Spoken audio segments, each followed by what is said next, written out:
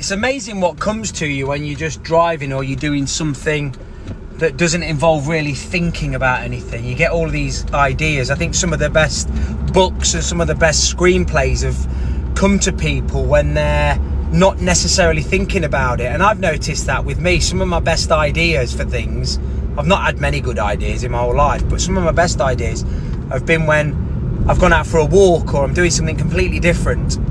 I think that's really important. But I was just thinking as I was driving then, I wish I knew this when I was younger. I wish somebody had told me this, but whenever I came up with an idea or a plan or I started something new when I was younger, I got so worked up about trying to figure out everything straight away and have a plan and an idea for every eventuality. I guess that's a little bit of overthinking, and that probably comes with age. You know, you mature a little bit. But I've now started to realise that you can start out with all the intentions in the world of, you know, maybe starting a new business or writing a book or whatever it might be.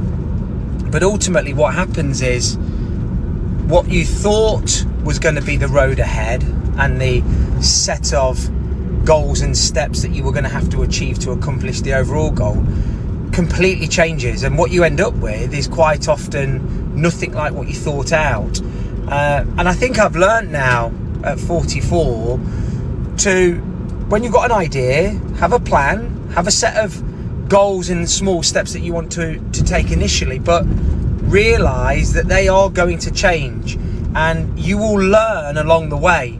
You don't need to know everything straight away, and in fact you're probably not going to know everything about something even when you do reach that imaginary goal. It might be a monetary value, it might be buying that new house, it might be completing your first book or losing X amount of weight.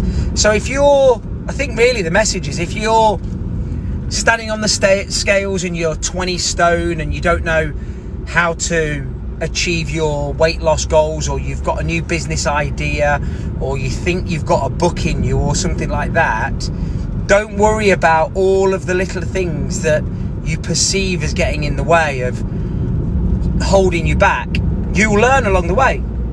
You know, you can become an expert in 20-30 weeks at something if you put your mind to it, but don't let the unknown deter you. You know, don't let that 20 stone get in the way. Start off by losing half a stone or whatever it might be. And that's really what I wish I'd have known when I was in my early 20s, maybe early 30s.